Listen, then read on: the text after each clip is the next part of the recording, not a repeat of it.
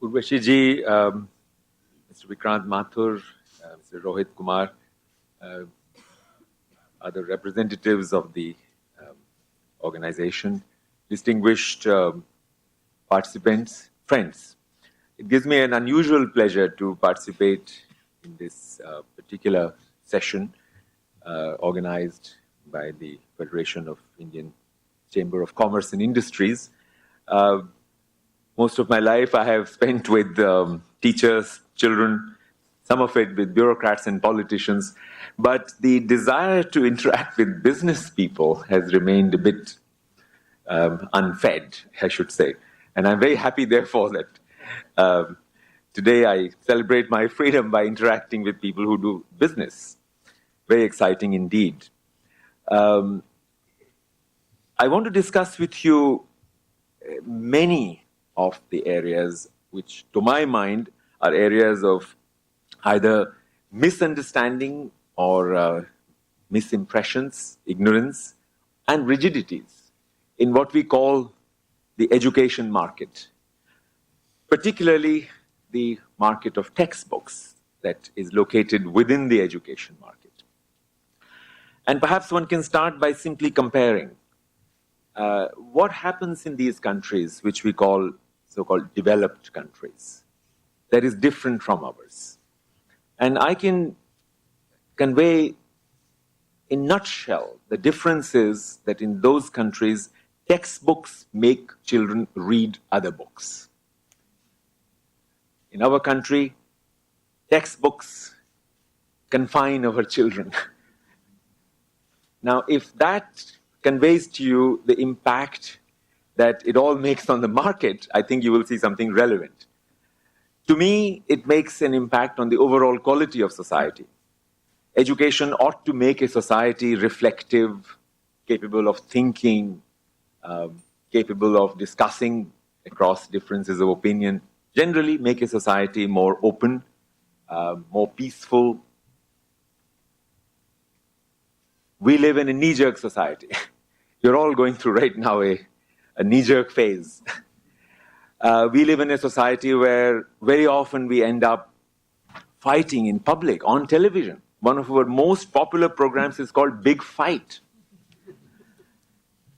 We are a society where our sensibilities are very easily hurt. If somebody has said something, lots of people feel very upset and so on. We are certainly far from the vision that the Constitution of India places before us of becoming a sober society, where it's possible for children to look forward to a long life of creative growth, peace, and where they will see examples among older people, among representatives of people, examples of exchange of views without getting upset, where children will notice how men and women can get along without demeaning, men demeaning the women, where poverty is not seen as a condition of life, but rather as a consequence of poor management of society, and so on and so forth. That's how the Constitution thought India would become. But 70 years later, we are not a country that reflects particularly well on our education system. And we are all involved in it, whether we are working in government or in private business, as parents, and so on and so forth. It's very important for us to think what is the problem. I think there are many problems, but one way to proceed with this subject is to look at textbooks. Since the British introduced textbooks, published textbooks in schools, and that happened in 1830s, something like 200 years ago, close to 200 years ago, that the first textbook societies were created by British rulers of India. It's remarkable that the role of the textbook hasn't changed in nearly 200 years. It's something to reflect on. Textbooks were designed at that time to bring about some kind of sense of normative standards. And textbooks were designed to bring about a basis for examination. Examination was a central tool through which system of education was normativized, so to say, in mid-19th century when the first universities came up. High school examination began, matriculate, and later on other things happened. And the textbook, the word textbook lay in the center. It was like sort of what you would call in a car or a truck, a sort of an axle. The axle around which everything moves, right?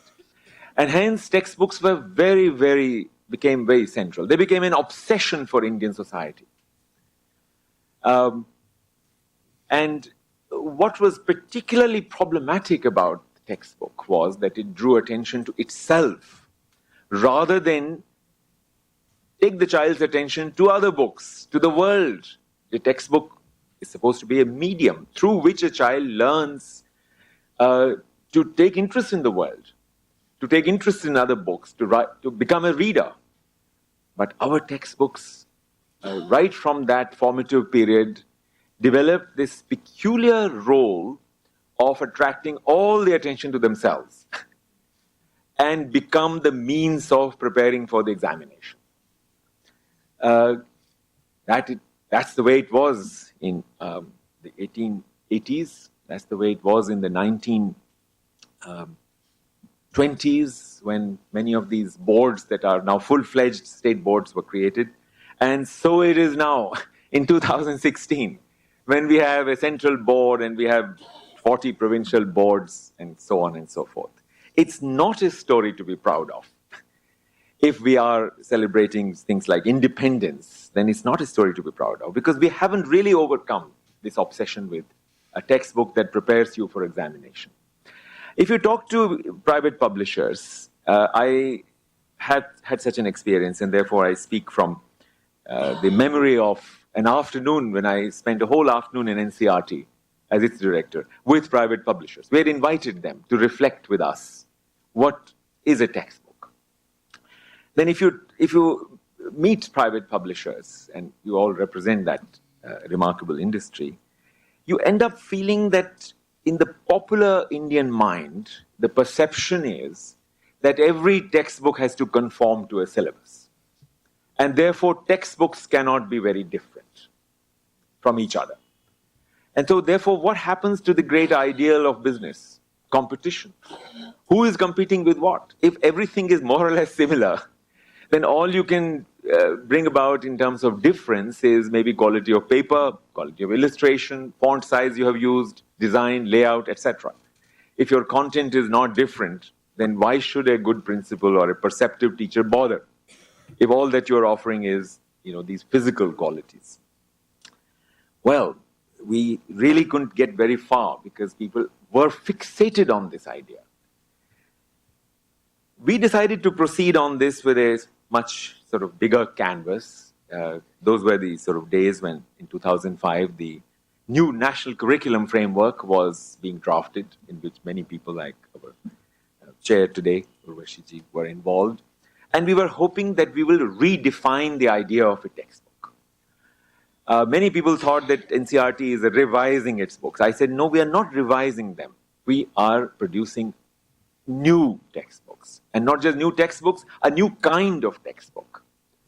And by new kind of textbook, we really meant a book that will treat itself like a window. A window should not attract attention to itself. Some windows do, unfortunately. They are opaque. Windows are supposed to make the scene outside look attractive, so that you want to open the window, you want to open doors, you want to walk out into the garden of the world. We were hoping that we will produce such books.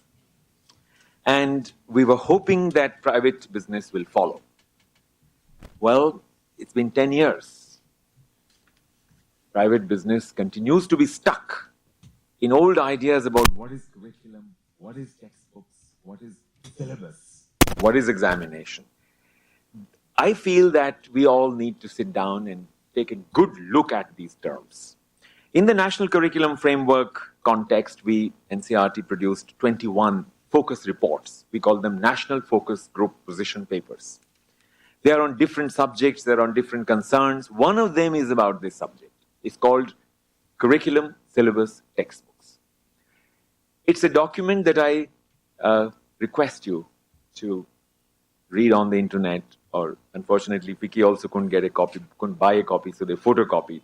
We are becoming a photocopying nation, unfortunately. Instead of producing original things or buying original books, our students are actually photocopying. And sadly enough, recently our Delhi High Court gave a judgment that photocopying is illegitimate. I hope that publishers won't accept it.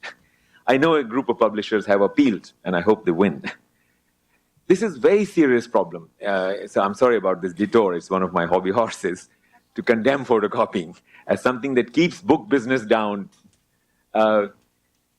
Please read that National Focus Group report, and that will help all of us to understand what is a syllabus.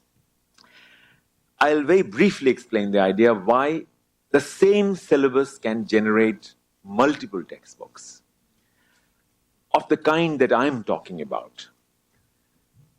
Imagine 5 years from now, and I'm sure it'll happen sooner than that, some state government or NCERT or who knows, introduces the topic cashless economy in its textbook, in its syllabus, it says. I mean, as it is, there is a topic called money at various levels. It comes in, I think, grade 8 currently, in social and political life textbook. It comes in grade 9 economics syllabus. It comes in grade 11, and so on and so forth. Now, supposing in that syllabus says the demonetization process of 2016. Now, that's the syllabus. Syllabus gives topics. Now, how that topic will be treated 5 years from now by a group of people or a publishers who want to introduce that topic in their textbooks.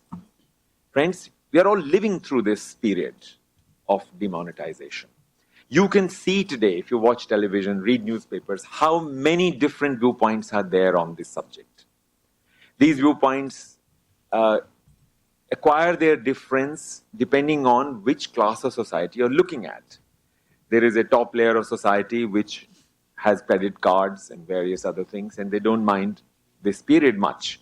But there is a lower middle class, then there is a working class, there is the peasantry, there is the laboring class, which is having terrible problems. And we who belong to the sort of middle class, which has one or two servants or driver or whatever, are having trouble paying them because they don't want, they don't have an account, or they don't want a check right now. They want cash. And on today or yesterday, they wanted cash, some cash. There was no cash. There are thousands of stories. There are several perspectives. There is a debate among economists. There are economists, Mr. Pangadia, who has supported it. There's Mr. Prabhat Patnaik, who has opposed it. There are political wrangles. There are parties which don't agree, parties that agree, and there are parties within which one person agrees and the other disagrees. All this has to become a palpable living reality for a child of, let's say, 2021 or a child of 2030 who is reading about this subject. There are so many ways to treat this subject. A textbook lesson on this subject need not be identical in 10 different textbooks. In fact, we ought to have 10 different textbooks for a vibrant classroom where a good teacher can introduce a student to these different treatments. Some textbook has focused on the politics. Some textbook has focused on the commercial aspect of this. Somebody has focused on what are these companies that are providing cashless services. One of these big companies is actually owned by, in China. What does that imply? And so on and so forth. What does it do in this era of economy when Indian economy is getting gradually globalized? What does it mean for suddenly to be in a situation where a former prime minister and economist is saying it's going to slow down economic growth? Why was he saying that? These debates, these multiple perspectives, these different experiences ought to be in a textbook, if it's a textbook in the new sense of the term. Now, what does that mean? You see, the old meaning of the word textbook was that a textbook contains facts. And that's why people fought over textbooks. They said, no, this fact is wrong. This didn't happen in history. You are saying it happened, you are a Marxist. This happened in history. Somebody is saying, no, you are a rightist. And we lost 30 years in that debate in our country. Ask yourself, why hasn't the NCERT textbook of 2006 not entered into that controversy? How did we overcome that controversy? It's certainly a good chapter in NCERT's own history that we settled that controversy. People have this stereotype that governments come and textbooks change. No, this government came, our textbooks remained.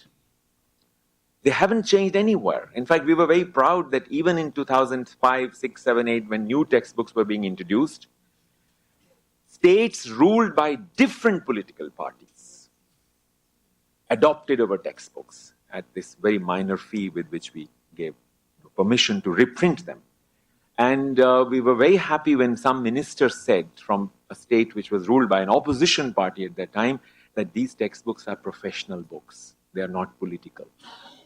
And we are very happy that now 10 years later, even though a completely different government is in place, our textbooks are carrying on.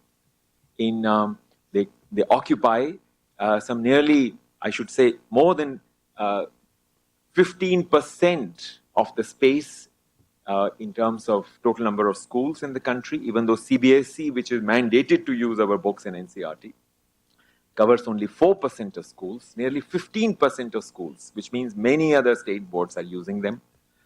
And once we calculated this, nearly 30% of the market is occupied by NCERT books. I think private publishers must ask, why haven't they nibbled into this market? Why is it such a big market which goes well beyond CBSE textbooks? Nobody else is supposed to read only NCERT textbook. They are supposed to.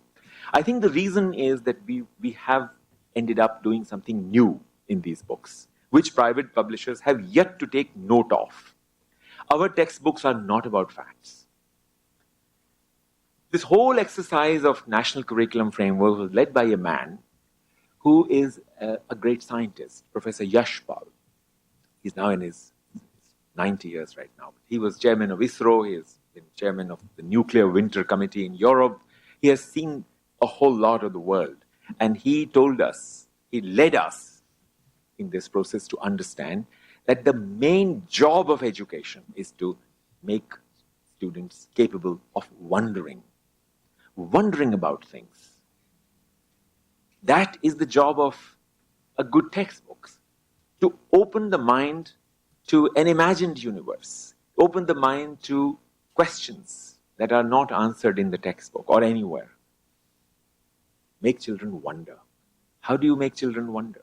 You don't make children wonder by giving facts and then fighting over them, which one is an authentic fact, which is not. You open the mind by posing good questions. You open the mind by leaving those questions unanswered.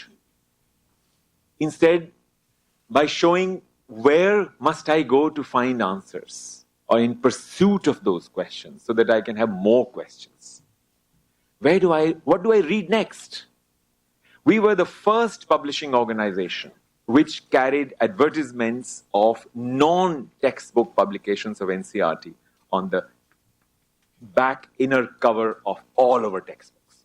I request you to examine some of our books which are displayed outside. And we hoped that our textbook, the hostage market we have in textbooks in NCERT, will open a bigger market of non-textbook publications of NCERT, which nobody reads, unfortunately, which are not bought, which sometimes just rot for years and years. We have some remarkable books which children ought to read, which teachers ought to read for their own intellectual nourishment. But they hadn't sold for decades. Many of them were editions of 1960s, which were still not out of print. We decided to advertise them on the backs of our own textbooks. Let it carry. And gradually the sale picked up.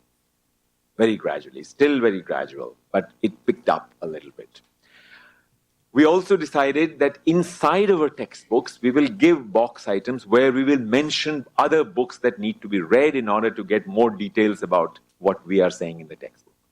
No textbook can be complete because the world is full of, so much knowledge is there, so much more knowledge is going to be produced by the time a textbook becomes a few years old. So, what is the best service we can do? We can ask the child to read some more books. So, inside lessons, we have given box items saying, look, this lesson is based basically on the work of these 3 scientists. Now, read some more articles, books. Here's a list. Buy them, or some of them are accessible to internet. We have actually given internet addresses. Or we have mentioned the publishers. Many of them are private publishers. It was the first time NCERT was actually promoting, you can say, books published in the market. And we were saying, all book industry is our concern. Book industry is an educational industry. And it must understand the goals of education. And the goals of education, friends, I outlined for you in a nutshell in the beginning. That education, the job of education, job of knowledge, as Mr. Vikrant Mathur also said in the beginning, is to make a country richer, not merely in the pocket, but in the mind. Capable of encompassing more complex realities, where children grow up not literate. They become readers. They become permanent, curious readers who look at every new book with interest, talk about it, discuss it, make it a passion of their daily life, where we don't have to organize, these book fairs to boost the sale of books, where books sell like food. That's the kind of country we will have to become if we want to use education for reaching those lofty ideals of the Constitution. Now, if that is the purpose, then I think the textbook business people will have to understand this business more deeply. Friends, good textbooks which make children wonder, which open up their minds, require 2 main changes in our perception. Number 1, no one person can write such textbooks. In fact, textbooks cannot be written. Textbooks need to be developed with the help of debates and dialogues among people who want to work with children. And this is why, if you examine these books outside, please notice that not one of them has a writer's name. Instead, if you keep coming through, you will find on the 5th or 6th page, a page which calls itself Textbook Development Committee. Look at our social and political life, class 6, 7th, 8th. Look at our democratic theory, class 9, 10. These books, if you look at their composition, these books are in social sciences. They include people, of course, people who are in NCERT, who are faculty members of NCERT. They include academics, very serious academics from JNU, from various universities in the country like Pune, Guwahati, and so on, all over the country. We went to look for the best academics who wanted to join this enterprise of working for children. Then we have people who are working on the frontier areas. I call them frontier areas because that's where the system is failing. And our non-government organizations like Eklavya, like Vikramshila, these are the people who are working with those children who are not served well by the government system or by the private system. So we had their representatives. And then we had teachers, rural teachers, urban teachers, who thought we must sit with academics to work out how this idea should be represented. And then we had, believe me, lawyers. In our social political life, class 7, we had a young lawyer who participated intensely in discussions on subjects like water, for example. There's a whole, read the chapter on water. Water in the city of Chennai. That's what it discusses. Who gets how much water? Where does water go? Chennai is a nice example because there is scarcity of water. People respect water. In Tamil Nadu and Karnataka, they're fighting over water all the time, over the Kaveri River, which is supposed to flow through both. And now soon enough, I think many other rivers will have similar fights across states. So we thought, let's focus on this very interesting topic, how water is related to politics, how it's related to conflicting interests. Somebody wants to build a water resort near Chennai, wasting, in our judgment, thousands of gallons of water. But from their perspective, if you go to the website of that water resort owner, he says, no, this is a great boost to India's economic growth. because it attracts tourists and so on. And these water sports entertain children. What is their perspective? We interviewed a housewife living in the city of Chennai, asking her, what do you think of this water resort? We went to areas in Chennai where people wait for long hours to fill up their little canisters of water. We wanted authentic pictures. We went to the Hindu archives, which is one of the major papers of Chennai. We similarly wanted water-related dispute pictures over these major rivers like Narmada, for example, which has been in dispute for nearly 40 years. We went to Hindustan Times in their archives. They said, look, this is for children. Please give us some good pictures. We went to various organizations which had delved into these subjects. They had documents, they had pictures, they had cartoons, they had sketches. We went to some of the best artists available to draw certain pictures, which we felt can't be conveyed through photographs, and ideas that can't be conveyed in photographs. Producing one lesson on water meant that we bring people together and we show an example of what a textbook should be. This particular lesson leaves many questions unanswered because nobody has answers to those questions, partly. But also partly because we want to make children explorers in the world of ideas. We don't want this chapter to be used for memorization of facts. So we have reduced the number of facts. There are hardly any facts. We knew that facts can now be found very easily on the internet. Why would a child bother about a 2006 textbook to find out the total quantum of water consumed in the city of Chennai? I'm sure if you say water in Chennai, Wikipedia, somebody will have an article on that, which will say needs to be edited, and so on. Children must learn that knowledge is constantly growing, that past knowledge is not all that updated or relevant. They must realize that knowledge grows because I can further it. Every child contributes to knowledge. In fact, at one point we thought we will have a contest, a national contest, and find mistakes in NCERT textbooks. If you can find 5 great mistakes, we'll give you a prize. Professor Yashpal's idea, he thought, let's hide some errors here and there. Let's see how well children read books. But you know, as an organization, we were a very, very vulnerable organization. We thought if we hide those books, those errors, and somebody points them out in the parliament, we have had it. As it is, I was spending many, many long afternoons and evenings in the parliament. So we didn't go that far. But friends, there is no limit to what you can do with the same syllabus. Supposing on this cashless economy, 5 years from now, my fantasy lesson comes. And there is a textbook which says, well, at what time did the PM address the nation? That will become an exam question, a multiple question, multiple answer question. What was the date? Well, a good mugger will remember that the date was the same as the time. 8th November, 8 p.m. But then, and so on and so forth. You can have any number of facts. How much currency was declared demonetized? 86%. Why? And so on and so forth. You can stuff that lesson with facts and you can stop the process of thinking. Because facts don't lead to thinking. They lead to memorization. And all new educational ideals of the 20th century, and now we are in the 21st, all of those ideals are about making memorization unnecessary. We continue to be somehow a colonized mind on this matter. CBSE hasn't really moved very far away from the questions, even though we insisted a lot in NCERT and new textbooks don't encourage it, and yet so many questions are answerable by memory.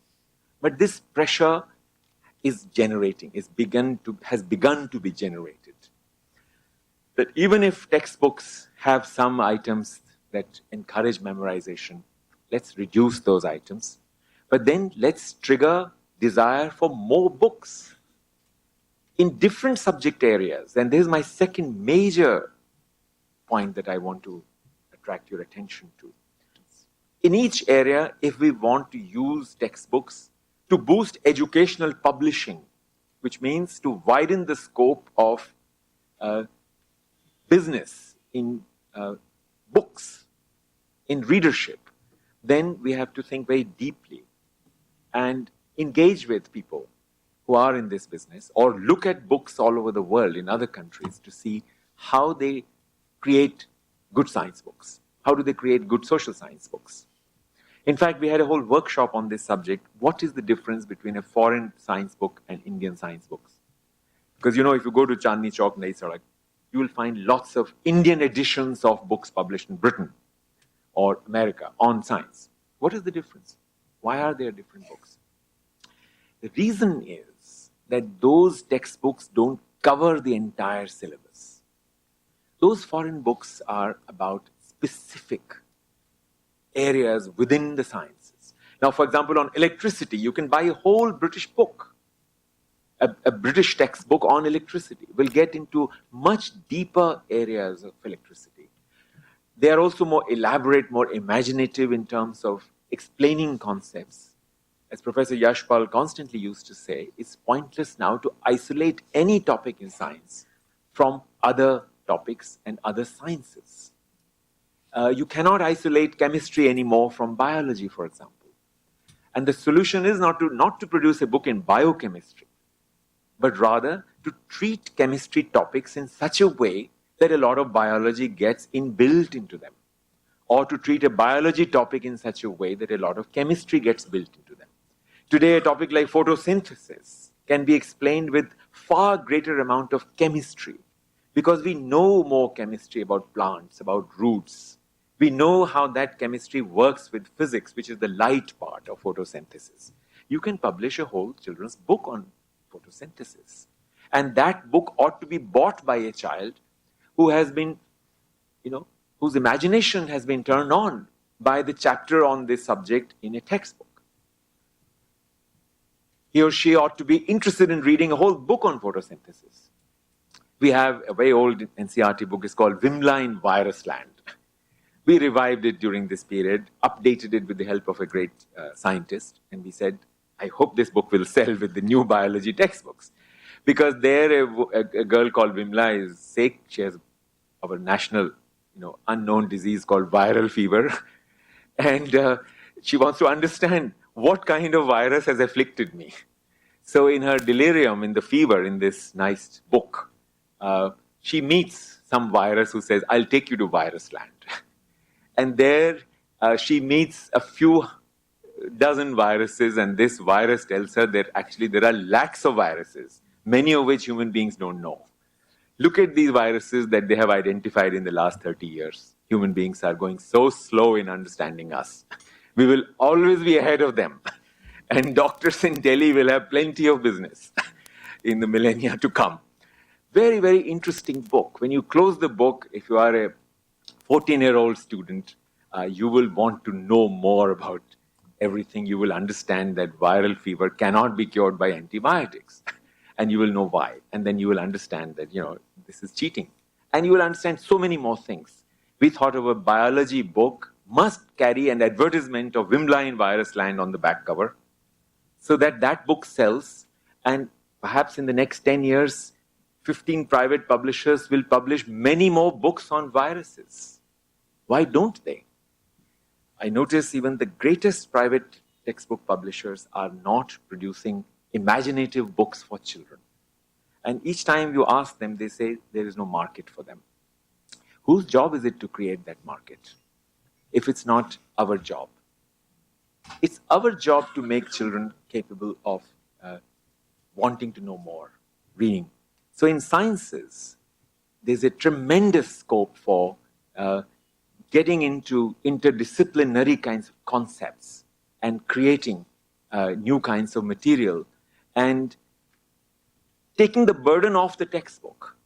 The textbook need not be such a fat book. In fact, we reduced greatly the length of books in NCERT. We hoped that thinner books published in parts, will trigger greater desire to read other books. Libraries will buy them. Children will be able to access them through various means. The challenge is very different in social sciences. Although this interdisciplinarity is the same issue, that history, politics, economy, they need to be read together. And there have to be books that the child can read after he has or she has understood the textbook lesson to understand better what were the economic compulsions of Indian people during, let's say, the late colonial period. How did the Second World War affect Indian emerging middle class? Question cannot be answered without going into history, going into geography, going into economics, and various other factors are involved. And such elaborate treatment can't be given within the textbook. It has to be produced by an academic person who has studied that period, and then that interesting book for children has to be sold separately. The challenge is totally different in languages, where a textbook does draw attention to itself, because it claims to be a book that selects literature, which helps us to understand that language. So for English, for Hindi, for various other languages, there are these textbooks in the market. Probably there are hundreds of textbooks. Unfortunately, many of them make very poor selections. These selections are from literature that is either very old or very didactic, very preachy, full of, everything is selected because it teaches a certain moral. Well, we thought, let's produce NCERT books that don't teach a moral. Because we published the Constitution preamble right on the first page, it has enough morality for modern Indians. Liberty, freedom, equality, justice. These are the great morals of our times. Let's give them their due respect on page 1. And now let's teach literature. Literature's job is not to teach morals. Literature's job is to help readers imagine. Imagination is what the central goal of literary reading is. Plus giving the best examples of how great writers, poets have used that language. Because when we read a great writer, like Krishna Sopti, our first lesson in grade 6 new textbook, please inspect it, is not a prayer. This is the way old textbooks used to be. First lessons is either a prayer to God or a patriotic poem or something like that. We thought we'll start with Krishna ji. Krishna ji has written in this, Krishna Sopti is the greatest living writer in Hindi today. In this lesson that we have given from her Zindagi Nama, it's about how she used to feel about the dhoban when she was a young girl and what kinds of thoughts the dhoban's arrival used to arouse in her mind, and how did she wash and how did she iron. Their stories from Lahore pre-partition. It's a wonderful lesson to read for a young boy or girl growing up in Delhi or anywhere in India today. And the language that Krishna Sopti uses itself is resonant with memories, with a culture that is kind of a little bit less practiced today. It has such rich vocabulary from Punjabi, from Urdu, from Persian, from Hindi, from Sanskrit. We thought, let's say textbook open with this.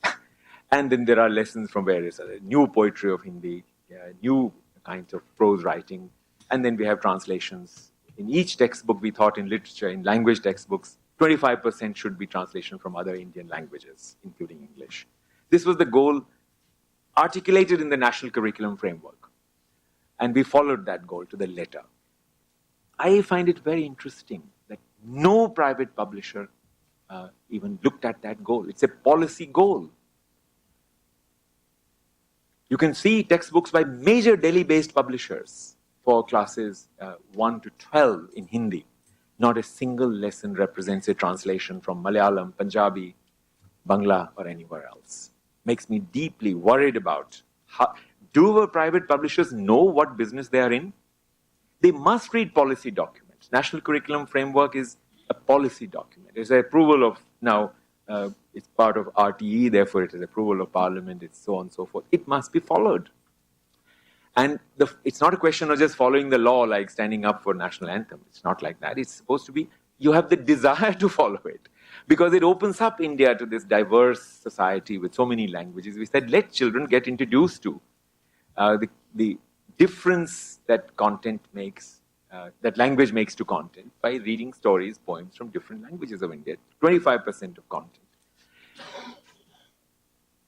There are very different challenges in creating exercises in language textbooks from the exercises that are to be introduced in science or social science textbooks. These exercises, unfortunately, in language remain very, very stuck in old ideas. You can go back to a textbook of 1850 if you like, and you will still see that lesson in textbooks. Iske synonym likho. Iske vilom likho. And even the most, I would call, imaginative private publishers continue in that line. It shocks me when they say, Aadmi ka vilom kya hai? Aurat. It's a 2016 textbook by a major publisher of Delhi, friends. I mean, I thought in presence of Urvashi Butalia, I must mention this. कि आदमी का विलोम औरत है. क्या होगा हमारे देश में gender का if we are still teaching that as a fact and that too in a language textbook. गांव का विलोम लिखो, नगर, and so on and so forth. Absolutely baseless propagandist grammar. I mean, grammar is not a space for propaganda. Grammar is a space for engaging with the capacities that a language has or is developing now. And therefore, it should be used for coinage of new words, understanding how words get coined, how new structures emerge. And many linguists are available in our country to deal with grammar in that imaginative way, rather than in this old way, that grammar is fixed. Certain rules were written by so-and-so long ago, and we, Wren and Martin or Panini or whoever, and we keep on just regurgitating those rules. I gave these few examples in order to illustrate for you how much, not just financial, but intellectual investment needs to be made to reach out for that bigger goal of expanded business, which Mr. Vikrant Mathur was talking about. Yes, we have, it goes without saying. I mean, some of these things are so shibboleths that I hate to use them, like people talk about demographic dividend. Who gave it to us? God gave it to us. We haven't created demographic dividend ourselves. Big market. Yes, it's a big market because we are a big country.